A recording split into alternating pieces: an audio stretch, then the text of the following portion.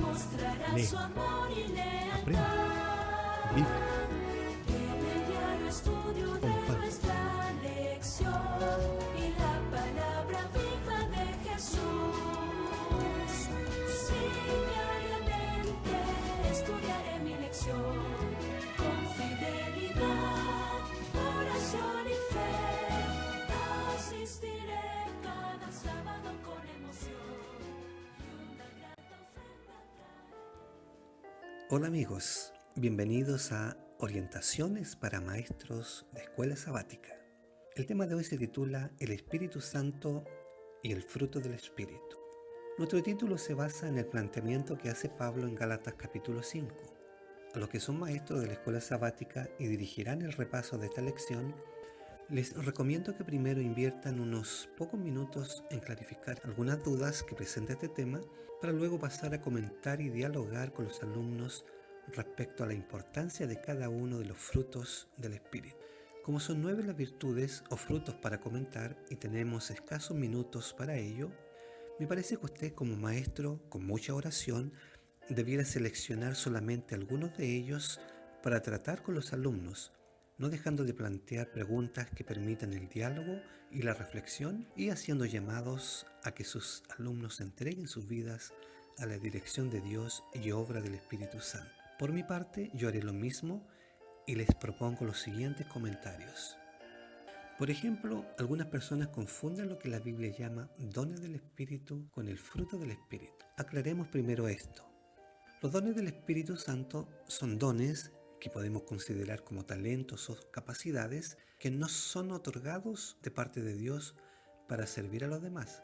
Por ejemplo, el don de profecía, el hacer milagros, el don de lenguas, etc. Y por otra parte, el fruto del Espíritu son virtudes como la paciencia, la bondad, etc., que se desarrollan en la vida del creyente como resultado de tener al Espíritu y andar con Él. En otras palabras, los dones tienen que ver con habilidades y los frutos con el carácter. Otra duda que puede surgir es ¿por qué Pablo escribió sobre el fruto del Espíritu cuando en realidad a renglón seguido menciona 9 de ellos? Es una pregunta lógica porque gramaticalmente no hay concordancia entre el artículo él y los sustantivos que menciona a continuación. Si él quería mencionar los frutos del Espíritu, debería haber escrito más los frutos del Espíritu son y luego mencionarlos uno a uno como efectivamente lo hace. Pero no, él dice más el fruto del Espíritu es. La verdad es que si bien es cierto no hay concordancia gramatical, teológicamente Pablo está en lo correcto porque las diferentes virtudes deseables para el cristiano de uno u otro modo son todas derivadas del fruto del Espíritu que es el amor. No olvidando entre tanto que Dios mismo es amor. Y a propósito de la palabra fruto, como presentamos en la lección número 5, también esta palabra se usa en sentido figurado. En Juan 15:2 se nos dice que Cristo espera que su iglesia y sus seguidores lleven mucho fruto. Y en ese sentido se nos da el Espíritu Santo que trabajando en nuestras vidas como plantas de Dios permite que demos muchos frutos y que Pablo identifica como el fruto del Espíritu. Es el Espíritu Santo que nos da poder para vivir victoriosamente y para desarrollar las virtudes que son características de aquellos que son hijos de Dios. Antes de comentar el fruto del Espíritu, es necesario enfatizar que Pablo en Gálatas 5 presenta un contraste entre vivir conforme a los deseos de la carne y vivir una vida dirigida por el Espíritu Santo.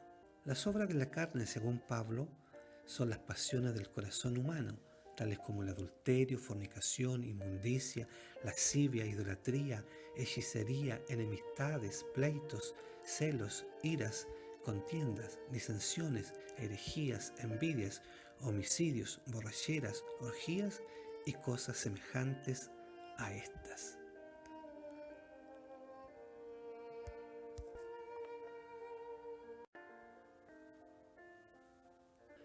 Lo que menciona Pablo son obras de la naturaleza humana pecaminosa y sus deseos. Se trata de una lista de pecados sensuales, de pecados religiosos, de pecados sociales y de pecados personales. Y no es una lista muy atractiva que digamos. Apreciados maestros, invitan a los alumnos a revisar ambas listas, los deseos de la carne y el fruto del espíritu, para que identifiquen si están viviendo bajo el control del espíritu o si están viviendo bajo el control de un vicio, de una tendencia determinada que le inclina a actuar de cierta manera negativa, o bajo impulsos que, una vez superados, le dejan una sensación de tristeza e impotencia por no haberlos podido evitar. Ahora pasemos a hablar sobre el fruto del espíritu. Para ello veamos lo que nos dice el libro de Gálatas capítulo 5 versículos 22 y 23. Mas el fruto del espíritu es amor, gozo, paz, paciencia, benignidad, bondad, fe, mansedumbre, templanza. Como ustedes pueden notar, el apóstol menciona en primer lugar el amor. El amor es probablemente el fruto del espíritu más conocido, pero también es probable que sea el más mal entendido. En nuestro idioma solo tenemos una palabra para referirnos al amor, la cual usamos para describir nuestras preferencias, nuestras amistades y nuestras pasiones. Pero en griego, idioma en que fue escrito el Nuevo Testamento, tenían 4 palabras para referirse al amor. La palabra eros, que se refiere al amor carnal o a la atracción física, storgé, que se usa en relación al amor familiar, la palabra filia o fileo, que tiene que ver con el afecto o sentimiento cálido para con alguien o algo, y el sustantivo agape o agapao en su forma verbal, que significa afecto, buena voluntad, amor, benevolencia o espíritu afectuoso, y se define como la habilidad, el poder y la determinación de amar a la gente que no queremos. Se refiere ante todo a un acto de buena voluntad. ¿Qué palabra usa Pablo aquí en Gálatas? En otras palabras, ¿qué clase de amor es el fruto del Espíritu? Aquí en Gálatas 5, el apóstol usa la palabra agape a fin de expresar la forma más sublime de amor que viene del Espíritu Santo. Es un amor santo, sublime y abnegado que procede del inmenso amor de Cristo y es derramado por el Espíritu Santo en nuestro corazón. Es un amor humilde y generoso que no depende de un mero sentimentalismo, ni mucho menos de gustos o preferencias. Este es un amor que abarca el corazón y la mente del creyente. Es perceptivo, inteligente y práctico. Es un amor que discierne y se esfuerza por escoger lo mejor y lo que realmente agrada a Dios y a los demás seres humanos. Es el que Pablo describe en 1 Corintios capítulo 13. Este tipo de amor tiene poder para unir, incluso a aquellos que antes eran enemigos. Romanos 5:8 dice: mas Dios muestra su amor para con nosotros, en que siendo aún pecadores, Cristo murió por nosotros. La declaración clásica sobre esta clase de amor se encuentra en Mateo 5, versículos 44 y 48, donde se nos manda tenerle agape a nuestros enemigos. Y apreciados maestros, este tipo de amor solo es posible cuando hemos nacido de nuevo, porque no se trata de un amor enfermizo, sentimental, emocional o carnal, que se hace pasar en el mundo por amor, sino uno que es fruto del Espíritu Santo y proviene de Dios. En Romanos 5:5 leemos: porque el amor de Dios ha sido derramado en nuestros corazones por el Espíritu Santo que nos fue dado. Amigos, ¿por qué quiere Dios que tengamos este fruto del Espíritu? Porque Él es amor y quiere que nosotros lo experimentemos y mostremos a los demás que no tenemos por qué seguir el espejismo de un amor distorsionado y superficial. Apreciados maestros, comenten con los alumnos las siguientes preguntas. ¿Cuál es mi definición de amor? ¿Coincide con lo que Dios ha revelado? ¿Muestran mis acciones el amor de Dios? ¿O mis acciones muestran la idea del amor que tiene el mundo? ¿El amor me beneficia principalmente a mí o beneficia en gran parte a otros? Otro aspecto del fruto del Espíritu es el gozo. Esto tiene que ver con la alegría, el regocijo y el deleite. Lamentablemente, como seres humanos, tenemos que enfrentar muchas circunstancias que nos pueden quitar el gozo. Trabajos estresantes, enfermedades, muerte de seres queridos, problemas económicos, situaciones de peligro, molestias diarias y frustraciones. Pero el hombre que fue creado para ser feliz, busca incansablemente ese estado de felicidad, regocijo y alegría, pero lamentablemente no lo encuentra. porque busca en lugares equivocados, porque el gozo humano a menudo se enfoca en cosas terrenales, placeres mundanos, y se ve afectado por las condiciones que nos rodean. Pero amigos, romper las reglas de Dios nunca va a traer gozo duradero y real. Buscar nuestro placer de manera egoísta tampoco es el camino del verdadero gozo. ¿Cómo podemos manifestar un gozo real en nuestra vida? La respuesta es simple. Debemos cambiar nuestra manera de pensar y pedir a Dios que nos llene de alegría y de su espíritu. Romanos 14:17 dice, porque el reino de Dios no es comida ni bebida, sino justicia, paz y gozo en el Espíritu Santo. Sí, Dios desea nuestra felicidad. Es por eso que un aspecto del fruto del Espíritu es el gozo. El verdadero gozo viene de Dios, viene a través del Espíritu Santo y de seguir el camino de vida que Dios nos muestra en su palabra y sus mandamientos. Y este gozo es de tal naturaleza que trae mucha satisfacción y sentimientos verdaderamente optimistas, incluso cuando pasamos por diversas pruebas. En relación a esto les sugiero las siguientes actividades. Haga una lista de todas las bendiciones físicas y espirituales que recuerde. Esfuércese por tener un espíritu de agradecimiento y emoción con todo lo que se le ha dado. Tenga presente continuamente los beneficios del camino de Dios versus el camino de Satanás. Compare cómo es el mundo actualmente versus cómo será cuando Cristo regrese. Envíe, escriba mensajes, llame a otras personas y dígale frases que los animen, sabiendo que el gozo en las bendiciones y la verdad de Dios es contagioso entre los que creen. Otra variante del fruto del Espíritu es la paz, más el fruto del Espíritu es amor, gozo y paz. Uno de los más grandes deseos humanos es la paz. Paz entre las naciones, paz entre los vecinos y paz en nuestra propia mente. Pero en lugar de ello, el apóstol Pablo escribió que nuestra naturaleza humana nos conduce a enemistades, pleitos, celos, iras, contiendas, disensiones y homicidios. ¿Por qué quiere Dios que tengamos paz en nuestra vida? Porque es imposible pensar en expresiones de amor y gozo provenientes de un corazón destrozado por la ansiedad y la congoja.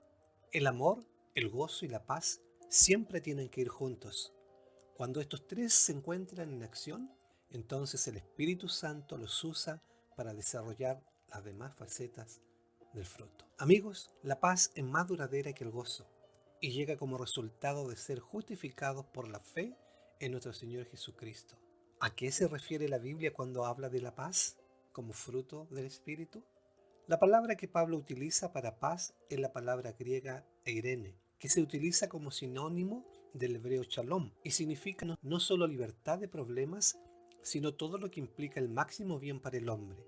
Significa un bienestar total que implica tranquilidad y serenidad del espíritu. Esta paz es más que una simple quietud o la ausencia de problemas en la vida. Ella ofrece ciertamente un ambiente de tranquilidad y sosiego, pero también incluye salud y bienestar espiritual, junto con la certidumbre de que se está en buena relación con Dios. No hay desbordes de ansiedad y angustia, porque hemos aprendido a abandonar con confianza nuestra vida y nuestras circunstancias en las manos del Señor. Esta paz de Dios nos ayuda a reconocer que Él suplirá todo lo que nos falte conforme a sus riquezas en gloria en Cristo Jesús. Nos hace confiar decididamente en Dios de tal manera que descansamos en Él en medio de las tormentas de la vida. Amigos, un día habrá paz en el mundo cuando Cristo regrese a la tierra y establezca el reino de Dios. Hasta entonces, tenemos que mostrarle al mundo la calma espiritual y el contentamiento que recibimos al conocer a Dios y crecer en el fruto del Espíritu de la paz. ¿Estamos creciendo en el fruto de la paz?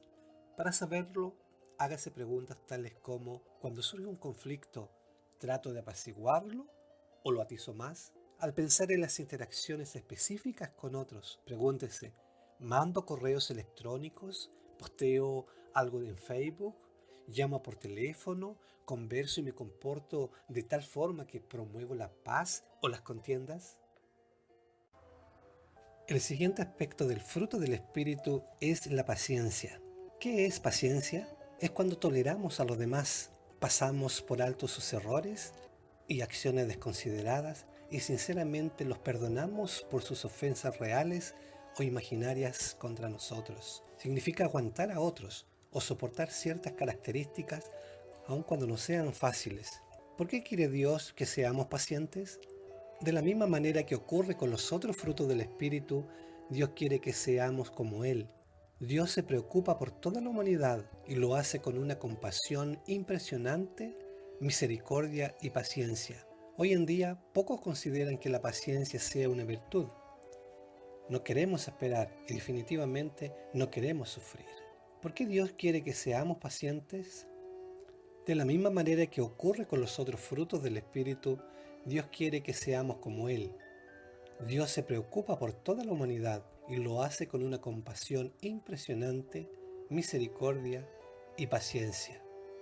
¿Cómo podemos estar seguros de que nuestra vida está rebosante de este fruto del Espíritu? Como sugerencias, les menciono, debemos escribir el nombre de una persona con la cual tenemos cierto rencor o no hemos perdonado realmente y después escribir las razones por las cuales no hemos sido pacientes con él o ella. ¿Son razones válidas de acuerdo a la Biblia? ¿Qué podemos hacer para perdonar a esta persona? Con tranquilidad piense en las cosas que dicen y hacen con nosotros, en lugar de reaccionar precipitadamente. Uno de los aspectos más difíciles de controlar con respecto a la paciencia es el fuerte deseo de que nuestras lenguas hablen libremente. Cuando nos ofenden o pequen contra nosotros, tenemos que acordarnos de reaccionar de la misma manera que quisiéramos que Dios lo hiciera con nuestros pecados. ¿Qué es la benignidad? Esta virtud está basada en la mentalidad que se describe en Filipenses 2, versículos 3 y 4.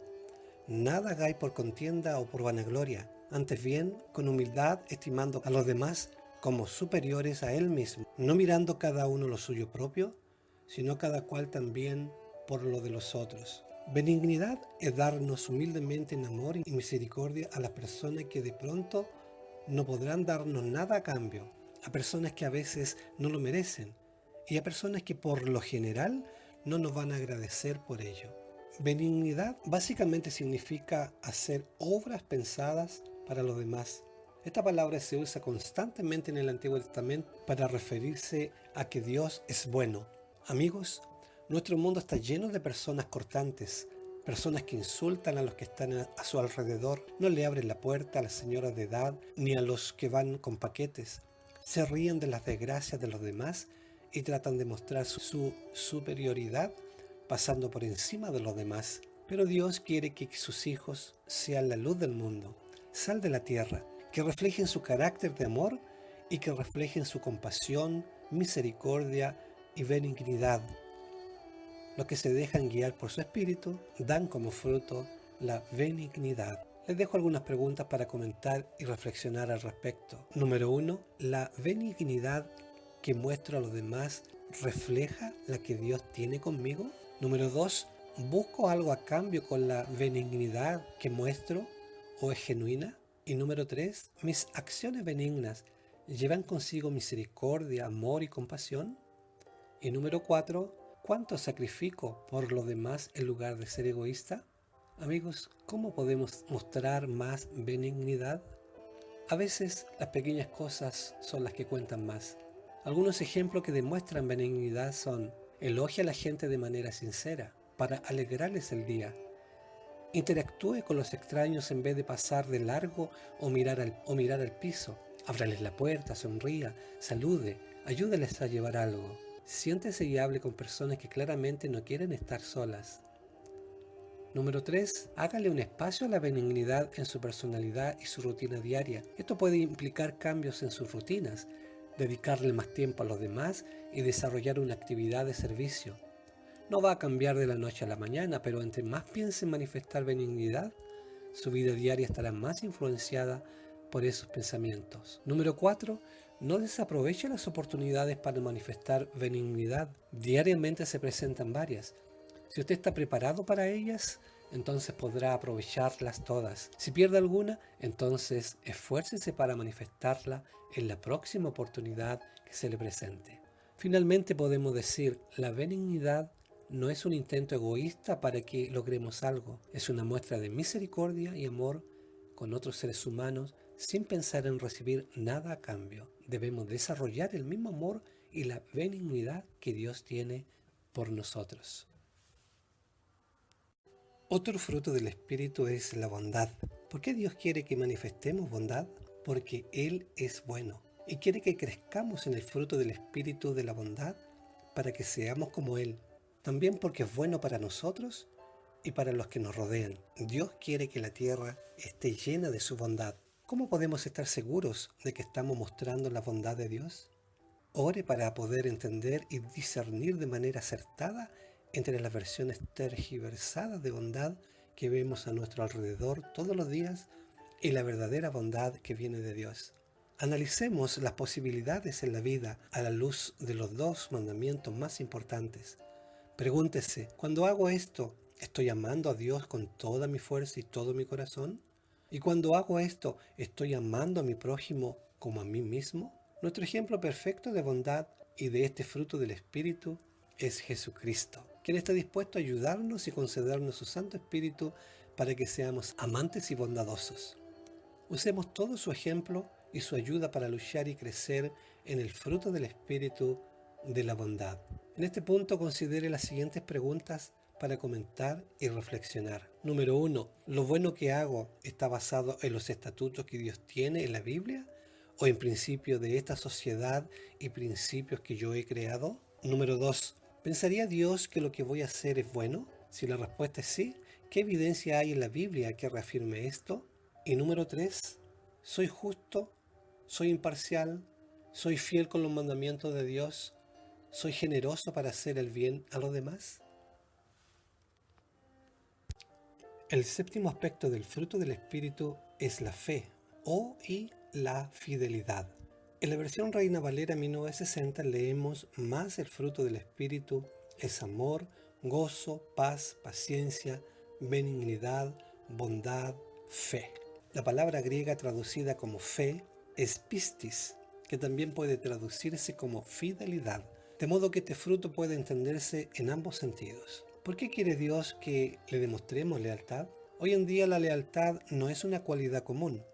El mundo está lleno de versiones diferentes de cristianismo, todas afirmando que son fieles a Dios y sus doctrinas, pero dispuestas a tergiversar la verdad bíblica según lo que más les convenga.